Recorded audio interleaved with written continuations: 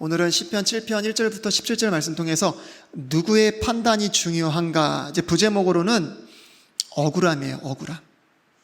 오늘 제가 말씀드렸다시피 한 절 한 절 보지 않고요, 시편 7편 전체를 아울러서 정말 말하고자 하는 핵심이 뭔가에 대해서 조금 살펴보려고 합니다. 여러분, 시편 7편은요 이 모함을 통한 억울함 가운데 있었던 다윗의 부르짖음으로 시작해요. 그리고 재판장이신 주님의 의로운 판단, 의로운 판결로 인해서 맨 마지막 절에 보면은 뭘로 끝나요? 찬양으로 끝이 나요. 여러분, 오늘 시편은요 다윗의 시편이거든요. 근데 여기에 보면 조그만 이렇게 표제문이 글씨가 있는데 보면 뭐라고 그래요? 베냐민 사람 구스의 말에 관하여 주께 드린 노래다 그래요. 여러분, 이 베냐민 사람 구스란 사람이 누군지 몰라요. 우리가 구스 이렇게 하면 에디오피아나 이렇게 조금 흑인들이 이렇게 생각하는데 여기 보면 베냐민 사람이라는 힌트를 줘요. 이 베냐민 사람 구스가 누군지는 정확히 사실 알 수 없거든요. 이제 그럼에도 불구하고 다윗을 적대시하고 또 다윗을 억울하게 만들고 이런 공격하는 어떤 대상에서 생각을 해본다면, 또 유대인들의 탈무드 같은 그런 자료들을 통해서도 그런 부분을 지지하긴 하는데, 사실 이 베냐민 사람 구스라는 자가 정확히 알 수 없지만 아마도 사울에 속한 종이 아닐까 생각해 볼 수가 있습니다. 여러분, 베냐민 지파와 이 유다 지파는 어떻게 보면 좀 앙숙과의 관계잖아요. 베냐민 지파는 누가 있어요?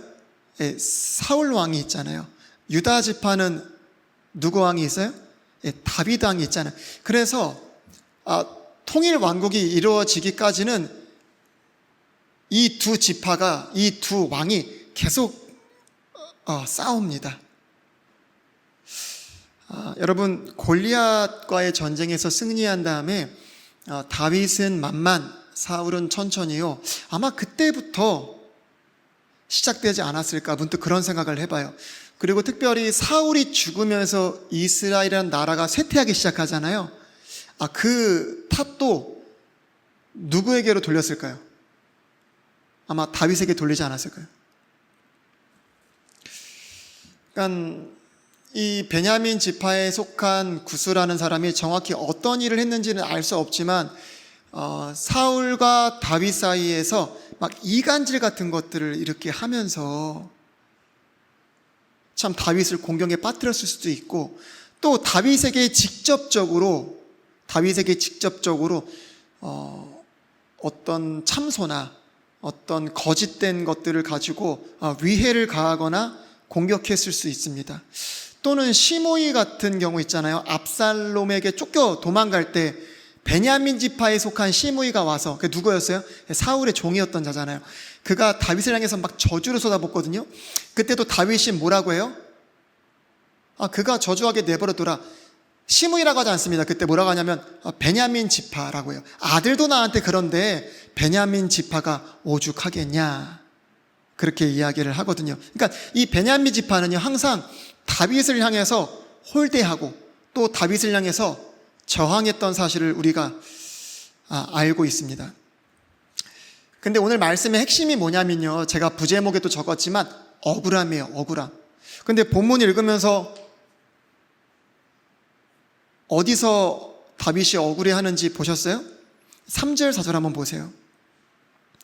다윗은 이 베냐민 사람 구스라는 자를 통해서 굉장히 큰 억울함을 받았고, 그 억울함으로 인해서 어려움과 고통 가운데 있었습니다. 3절 4절 보면, 오 주 내 하나님이여, 만일 내가 이것을 행하였거나 내 손에 불법이 있거나 내가 평화롭게 지내던 자에게 악으로 갚았거든.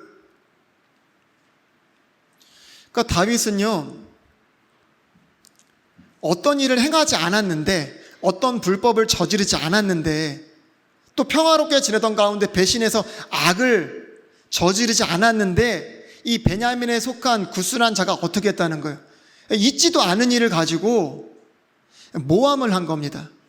다윗을 억울하게 만든 거예요. 그러니까 참소를 한 겁니다. 마귀가 잘하는 일이죠. 그러니까 다윗이 여러분 뭐라고 해요? 3절 4절에 보니까 참으로 내가 까닭없이 내 원수된 자도 건져내어 싸우니. 그러니까 다윗은 그런 일을 하지도 않았을 뿐더러 오히려 원수된 자를 건져내었다는 거예요. 아니 사실 다윗이 억울하지 않겠어요? 여러분 사울에게 다윗이 얼마나 충성했습니까? 또 장인어른이었고 거기다가 사울을 죽일 수 있는 기회가 몇 번이나 있었어요? 2번이나 있었잖아요. 성경에 기록된 걸로 보면은. 그래서 처음에는 옷자락만 조금 잘라내고 두 번째는 어떻게 해요? 창과 물병만 가지고 왔단 말이에요. 얼마나 죽이고 싶었겠어요. 근데 그렇지 않았다니까요. 그런데도 불구하고 이렇게 다윗을 향해서 모함하는데 얼마나 억울하겠어요. 여러분 사실 다윗뿐만이 아니라 많은 사람들이요 이런 다윗과 같이 억울함 가운데 놓일 때가 있어요. 이 억울함으로 말미암아 거짓된 소식과 참소들로 말미암아 정말 큰 피해를 겪을 때가 있습니다. 여러분 그럴 때 보통 사람들이 어떻게 해요? 사람들을 찾아다니고 사람에게 찾아가서 해명하기 바쁘고 자기 입장을 입증하기 바쁩니다. 다윗은 어떻게 했대요? 하나님 앞에 가서 부르짖었다는 거예요. 하나님 앞에 가서. 그리고 자신을 돌아봤고 의로운 재판장이신 주님 앞에 나아가서 의로운 판결을, 정확한 판결을 받기를 원했다는 거예요. 자, 11절 보세요. 하나님은 의로운 자를 판단하시며 의로운 재판장 앞에 주님 앞에 나아갔습니다. 8절 보십시오. 내 의와 내 속에 있는 내 순전함에 따라 나를 심판하소서. 그러니까 다윗은 뭐 했다고요? 하나님 앞에 나아가서 부르짖었고 의로운 재판자신 주님 앞에 나아가서 어떻게 해요? 의로운 판결을 받기 원했습니다. 물론 그 전에 뭐 했어요? 자기 자신을 철저하게 돌아봤죠. 뭐를 당했을 때요? 이러한 억울함을 당했을 때요.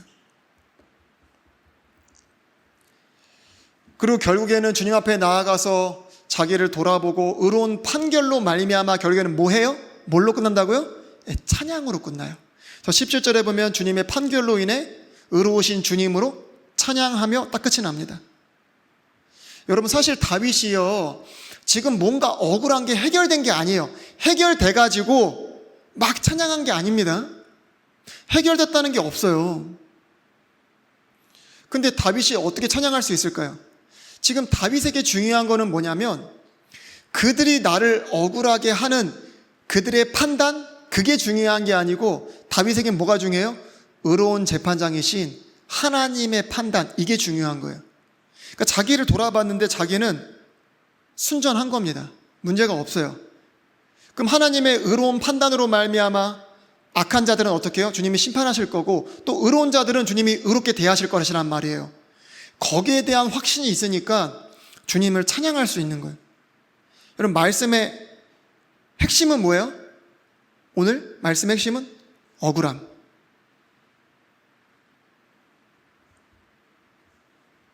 이 억울함 가운데 우리가 다윗처럼 해야 된다. 이게 말씀의 핵심이란 말이에요. 근데 수많은 사람들이 이 억울함을 당해보면 견디지 못합니다. 여러분 억울한 일 당해보셨어요? 안 당해보신 분이 없으실 거예요. 한 명도 없으실 거예요. 억울한 일 당하면 어떡해요? 정말 답답하죠. 그 사람한테 가가지고 막 따지고 싶고 해명하고 싶고 또 그 사람의 입을 통해서 잘못했다는 얘기 듣고 싶고 자신이 틀렸다는 얘기 듣고 싶고 내가 옳다는 얘기, 네가 맞다는 얘기 그거 듣고 싶거든요. 사실 억울할 때. 근데 다윗은 그렇지 않았다는 거예요. 여러분 억울함이 주는 유익이라는 게 있습니다. 여러분 다윗이 오늘 말씀의 핵심 뭐라고요? 억울함. 그 억울함 가운데서 우리처럼 막 사람 찾아다니고 해명하고 막 그런 게 아니라 다윗처럼 주님 앞에 가서 의로운 재판장이신 주님의 판결로 말미암아 찬양하는 건데 다윗이 억울함 가운데 있을 때 늘 이렇게 할 수 있었을까요? 억울함이라는 것을 통해서 다윗이 연단되어졌기 때문에 그렇습니다. 여러분 억울함이 주는 유익이 뭘까요? 첫 번째는 자기 자신을 돌아보게 한다는 거예요. 여러분 아까 3절 5절 말씀 다시 보세요. 3절 5절의 말씀을 보면은 다윗이 뭐라고 해요? 오 주 내 하나님이여, 만일 내가 이것을 행하였거나 내 손에 불법이 있거나 나와 평화롭게 지내던 자에게 악으로 갚았거든. 이렇게 말할 수 있다는 것은 뭐예요? 자기를 철저하게 돌아본 겁니다. 철저하게 비춰본 거예요. 원수가 내 혼을 핍박하고 가져가며 참으로 내 생명을 땅 위에서 짓밟고 내 명예를 흙 속에 던지게 하소서. 내가 정말 그랬으면 이렇게 하세요, 주님. 자기를 돌아보지 않으면 절대 할 수 없는 말입니다. 여러분 사실 욥도요, 하나님 앞에 정말 믿음으로 잘 살고 있었는데 삶에 놀라운 변화가 있었습니다. 근데 그 고통의 무게에 친구들이 와서 이런 말 저런 말을 하는데 사실 욥의 입장에서 보면은 얼마나 억울했겠습니까? 사실 그들이 하는 말들을 들을 때에 들리기는 했겠어요. 근데 그럼에도 불구하고 그들의 말을 하나씩 하나씩 반박하고 받지 않음에도 불구하고 욥은 그 가운데서 또 자기를 아마 철저하게 돌아봤을 겁니다. 그렇지 않아요? 때로는 어떤 사람이 말도 안 되는 소리를 하는데 우리는 돌아가서 우리 자신을 그 말에 비추어서 한번 돌아보거든요. 그러니까 억울함이라는 거는 자기를 돌아볼 수 있는 큰 은혜를 줍니다. 사실 이런 일이 없으면 자기를 냉철하게 돌아본다는 게 사실 굉장히 어렵거든요. 그리고 두 번째는 9절 한번 보세요. 9절.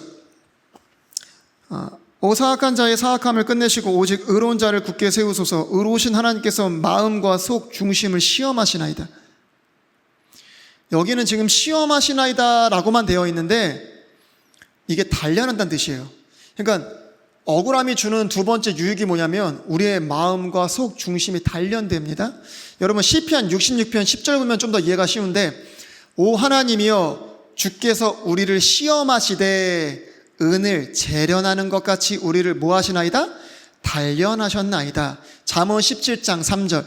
도가니는 은을, 용광로는 금을 재련하거니와 주께서는 마음을 단련하시느니라. 그러니까 여기서 지금 9절에서 말하는 건 뭐예요? 다윗이 지금 억울함에 처했는데 이 억울함을 통해서 뭐가 된다는 거예요? 속과 마음 중심이 뭐 된다?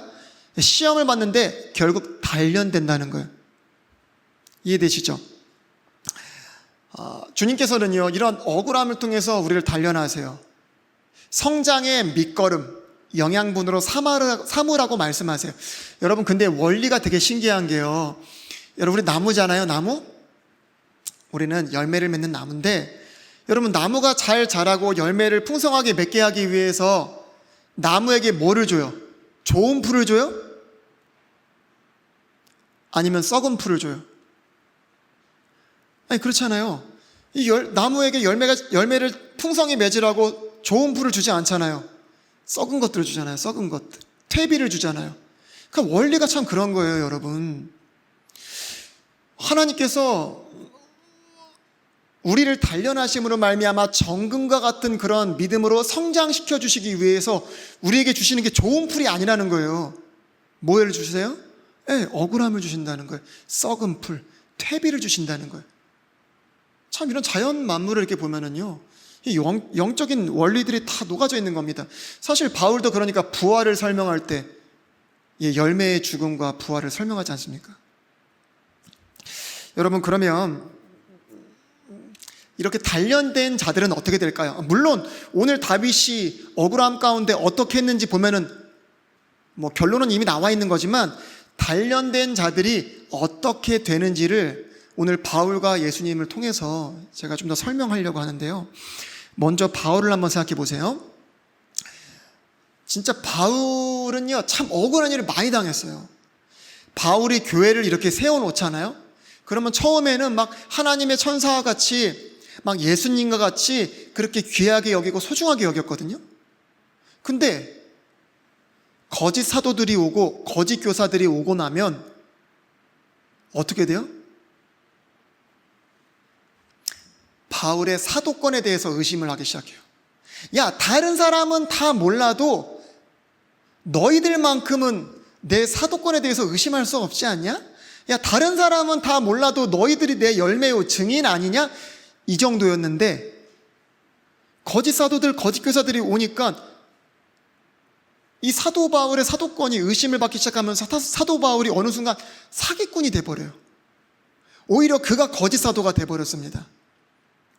그들을 생각해서 사례비도 받지 않았는데 오히려 그게 약점이 되고, 그들을 배려해가지고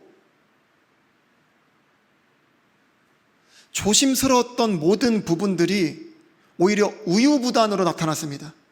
근데 반대로 거짓 교사들은요, 약탈하는 이리처럼 그들을 때리고 치고 빼앗고 막 그랬음에도 불구하고 그들은 그거를 어떻게 여겨요? 막 사랑으로 여기고 마땅한 권리로 여기고 대단한 자로 지켜 세우고.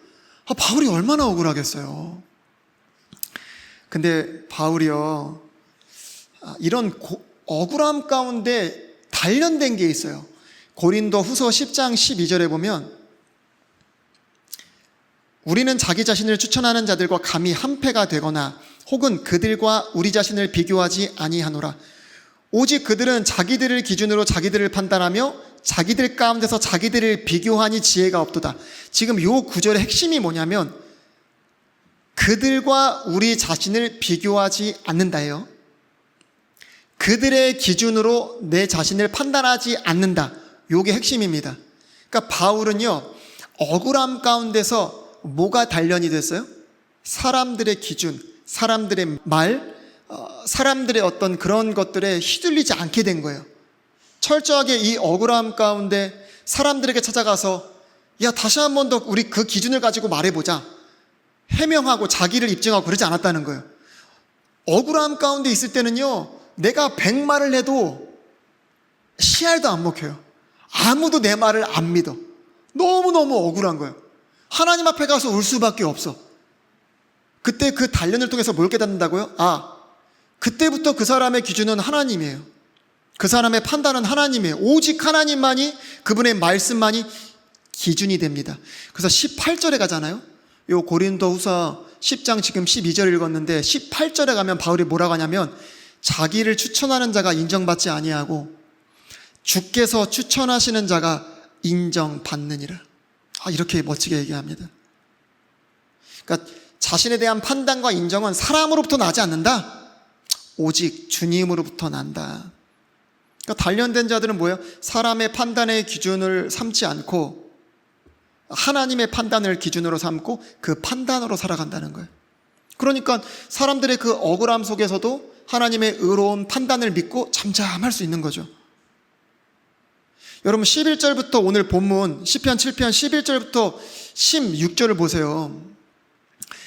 다윗은 이 악한 자들을 향한 주님의 판단을 믿기에 그 억울함 가운데서 견딜 수 있었던 겁니다.